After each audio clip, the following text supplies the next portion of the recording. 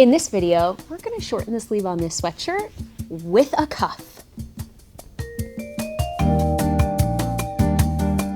I thought it was gonna like whip around and it was gonna be like that.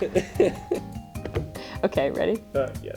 First, let's orient ourselves with the sweatshirt. So we've got a beautiful standard sweatshirt that has a cuff. This is probably the most important detail about shortening a sleeve on something like this. Removing the cuff, resetting it higher up, and making it look like we never did. So, is there a shortcut? As usual, no. We are just going to seam rip this off. Important thing to know for this procedure is that you are going to need a serger. So the serging machine is the one that's got 1 or 2 needles and an upper looper and lower looper, which looks kind of like this. This serging stitch allows the fabric to stretch, and it also finishes the raw edge by wrapping it with threads from that upper lower looper. We'll talk about that once we get over to the machine, but first, let's start by removing this cuff. Alrighty. Serging stitching, unlike chain stitching, unfortunately has no easy way to unravel. We really are just going between the cuff and the sleeve and very gently, very carefully cutting those stitches. Because there are 4 stitches, 4 coming from the looper, looper, needle, needle, there is going to be a little bit of a mess here while you're doing this. As you can see, I'm already starting to get a pile up of thread. But again, if you are searching for the secret way to unravel serging, you are not going to find it here. Though if you know, please leave it in the comments. All right, let's flip to the inside so that you can see that little progress I've made. Here on the inside, the looper threads are unraveling as I take out that needle stitching, but those lines of needle stitching are what's holding everything together. So we just have to keep ripping. Now, we're going to be really careful here because this is a soft, light fabric that we're working with. So any holes that we accidentally rip are going to be there forever. So let's be really careful that we don't damage, especially any of the cuff. The cuff itself is not being shortened. Only the sleeve is. So this cuff needs to be preserved. We need to maintain the integrity of the fabric while we're doing this. So try not to stretch it too much either. I'm pulling these layers apart to kind of help me along the way. But other than that, I'm not going too far. Just enough to keep those threads loose as I'm working my way along here.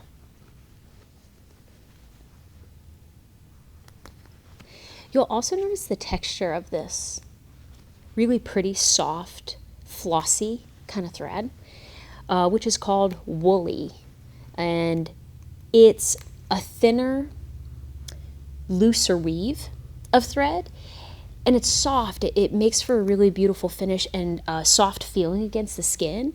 However, getting the tension right on the machine with woolly thread is a challenge. So we personally here just stick to our regular Tex 30 on the big cones, same weight that we would use on the lock stitch machine, just on the serger. It's strong and works just as well, but it is nice to see the different types of threads and the different finishes that you can get with that. It's just cool. We've got them detached, so now we're ready to take our measurement. I would like my finished underarm seam to be 12.5 inches. So let's measure where 12.5 inches will fall. Just to recap, we have not cut anything yet. We have only detached this cuff from this sleeve. Actually, while we're here, let's look at one really interesting detail. Do you see how much smaller this cuff is than the opening of this sleeve now that they're detached? We have not changed these or cut these in any way. We have only unstitched them from each other. See how much wider this is? This is going to come into play later when we get into a process called quartering, which means we're taking this smaller item and stretching it to fit this larger item, which ultimately brings it all together in this traditional sweat shirt scrunched kind of look that we all love. Great. Let's get back to measurements. So finished length of the underarm seam is going to be 12.5 inches.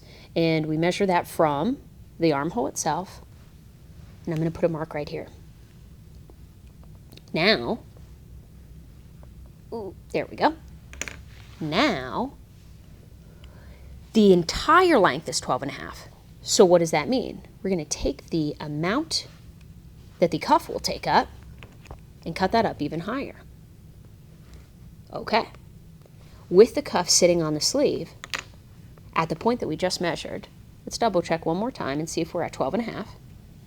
And we are, which means we are going to reattach the cuff right here. What does that mean? Let's give ourselves at least 1/4 inch of seam allowance, because that's what the serger needs. But you know what I like to do? With a stretch fabric like this, I like to give myself a little extra. I'm going to go out to a 1/2 inch seam allowance. So that's a 1/2 inch seam allowance to reattach this cuff to this sweatshirt. So now we're going to cut off all of this extra and get this cuff back on. Let's measure one more time. Measure once. Cut twice? No. You know what I mean. All right. We got the armhole here. Finished length is going to be 12.5 inches. That puts us at this line here. And then we're going to subtract the amount of the cuff, which takes us up to that next chalk line.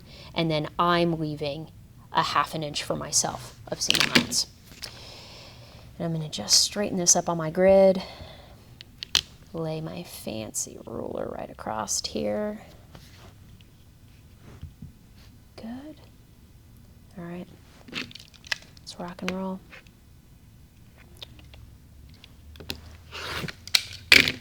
All right. Save that scrap. Always love to save my scraps. Now we are ready for quartering. So like I said, we're going to be using the serger for this procedure, which means we need to get our serger threaded up in the right color. We're over here at our thread wall, and I'm going to see if we've got a decent match using my little scrap here. So let's kind of hold it up. My purples are a little too purple. My blues are a little blue. But if I look at this inside stitching, it's got a bit of a blue to it. And if I hold just the thread up, not the whole cone, and I rest that on there, honestly, I think that's a pretty decent match. Keep in mind also, this is going to be on the inside of the garment, so we're just trying to do the best we can, and I think this is going to fit the bill. All right, let's pop over to our serger. Perfect. Here we are over at the serger. Whoever was using it last obviously needed the red, and we're going to do a quick, what we call pull through, which means I'm just going to chop off the threads that are on there, tie on my new guys, and then literally pull through the new thread color. This is a really easy cheat that we use many times a day here in the shop. As long as you release the pressure and the tension, you can slide all of these new threads through the tension discs and be threaded back up in just a matter of minutes. I'm tying a single neat knot on the end of each thread, attaching the blue to my previous red. It's got to be a small knot so that it will slide through all of the guides and tension discs in the machine. And as soon as I've got that, and one more. This is going to be beautiful.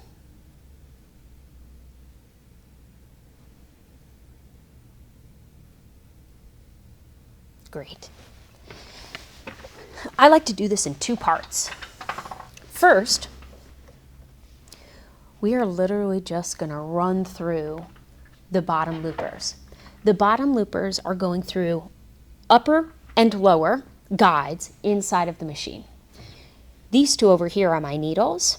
We'll rethread those second. So let's run them through.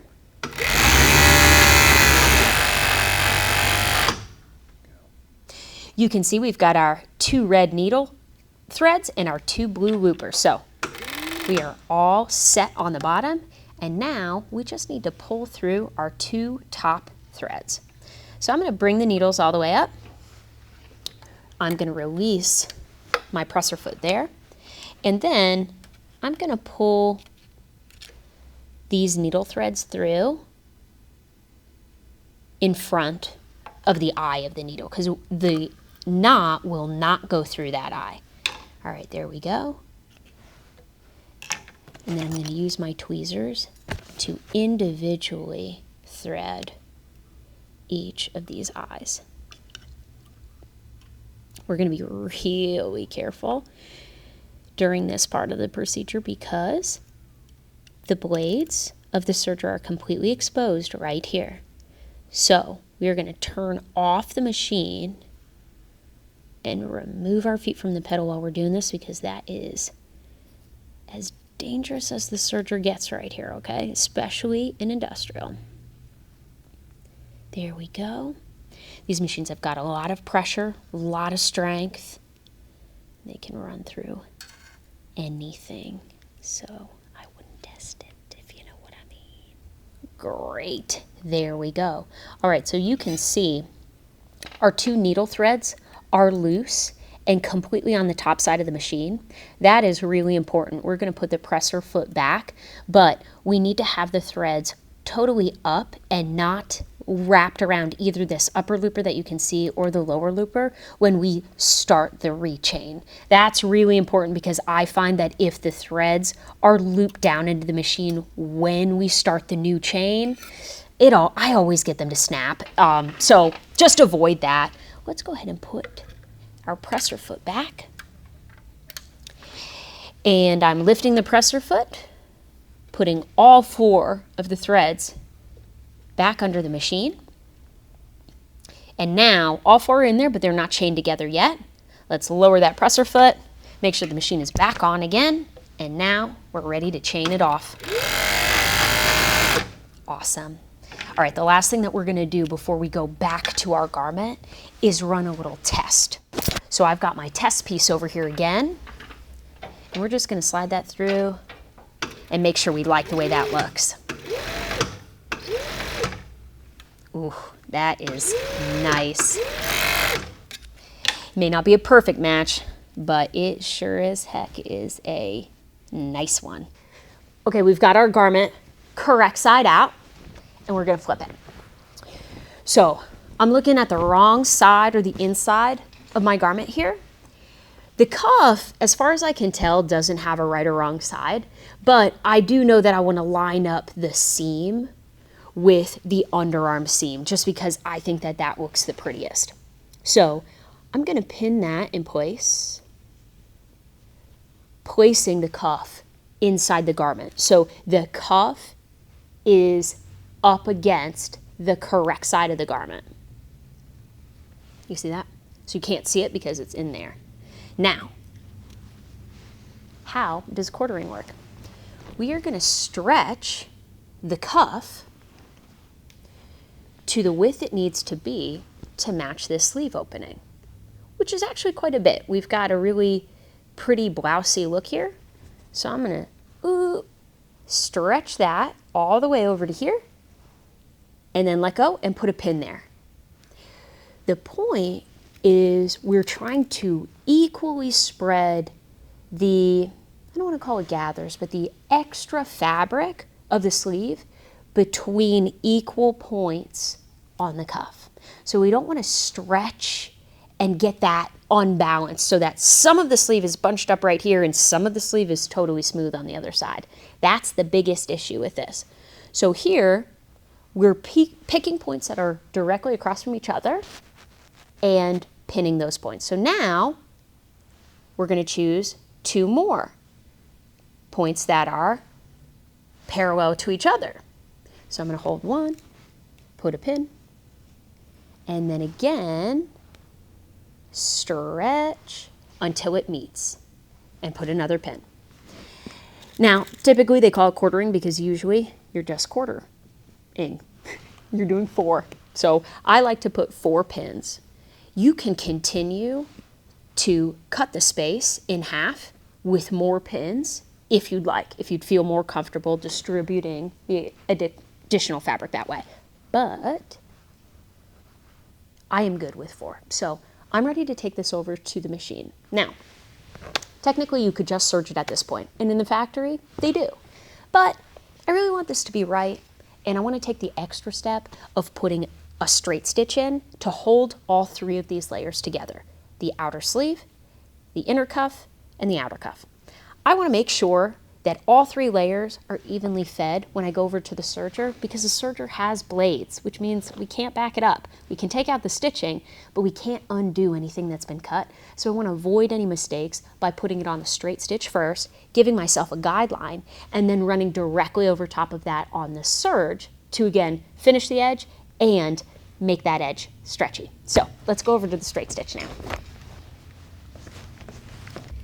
We're over here at the sewing machine, and I always like to start this stitch with the underarm seam and that single seam on the cuff as our starting point. So I'm going to place that under the foot, and then I'm going to remove that pin because I don't want to run over that. Now, try to keep this within a 1/4 inch of the edge, because a standard serger is only going to wrap a 1/4 inch, and we don't really want to cut any off at the serger. And we don't have to remove this stitching. We really just want to run over it when we get over to that point. So now that I have my starting point, I'm going to use my right hand to pinch the next pin in the lineup and stretch to that point so that my cuff and my sleeve are equally balanced and there's no extra fabric on either side. So let me show you that one more time. You see how there's extra sleeve and the right amount of cuff? I'm going to pinch right where that pin is and stretch until they are balanced. Now we're ready to stitch. You can keep this at a pretty high stitch length because it's just intended to be a baste. So I'm going to go all the way up to a 4.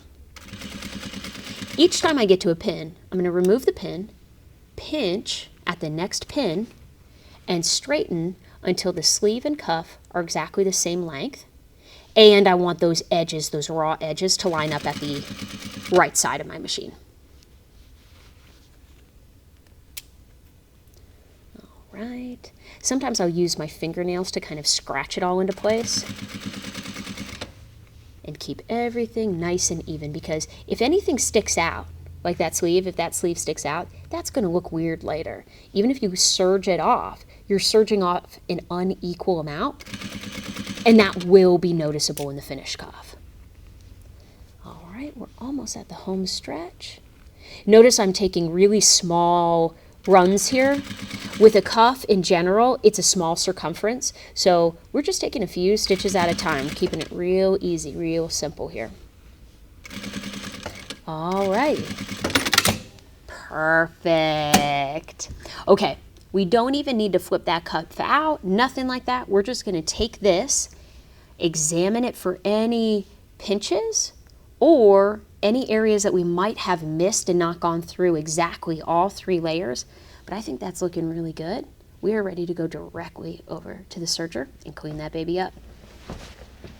We're over here at the serger. Before we get sewing, I want to talk about something really important, which is cylindrical sewing.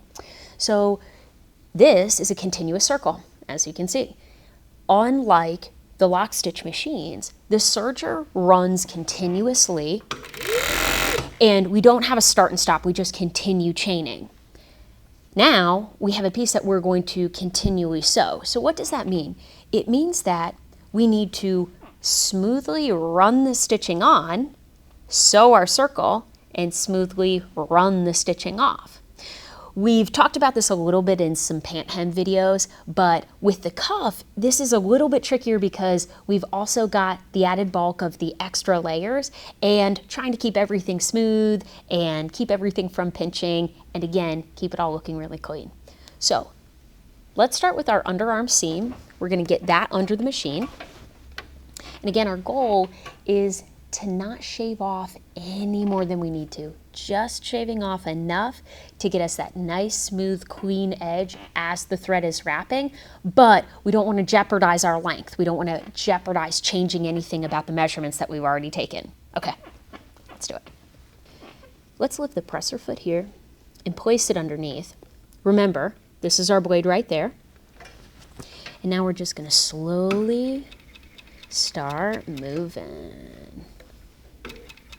Now, my cuff is facing up and my sleeve is facing down. Remember that my sleeve is the one that's slightly bigger, so I am still stretching a tiny bit just to make sure that as the material is fed into the machine, it's coming smoothly under that presser foot. And I'm going to take a look here. I like the way that's feeding. One of the things that you'll have to check while you're doing this is, how is the bulk wrapping around the threads? How does it look when it's coming out the other side, so that you can catch any problem early? Because again, this is a lot harder to reverse. Not only is it a lot of seam ripping, but it's got that blade. Here we go. And as you can see, I am sewing directly on top of that straight stitch, because ultimately that straight stitch will pop. It's not intended to hold a stretch seam. The serger is. That's why we are essentially replacing it as we're sewing this. All right, we see our beginning coming back up here, right? So we're going to gently roll over that and then quickly move off in as fluid a motion as possible. There we go. And then we're going to clip it right there. Alrighty. Now, let's give it a final press and see where we're at. Here we are over at the iron. I'm going to flip my cuff out. This is looking beautiful. And now, let's flip this out to the right side. Get our sweatshirt back out. There we go. Ooh, this is looking pretty. So now I've got my arm board here, one of my favorite pressing accessories, because there are many. And I'm going to slide that on there. I'm going to stretch that on, and I'm just going to give that a nice press. I am pressing the seam allowance up into the sleeve, away from the cuff. This is more of just an aesthetic finishing touch that I like. It's not completely essential, but it looks nice. Alrighty. Beautiful. All right, let's take it over to our measuring table and check our last measurement. Almost there. Are you seeing my face right now?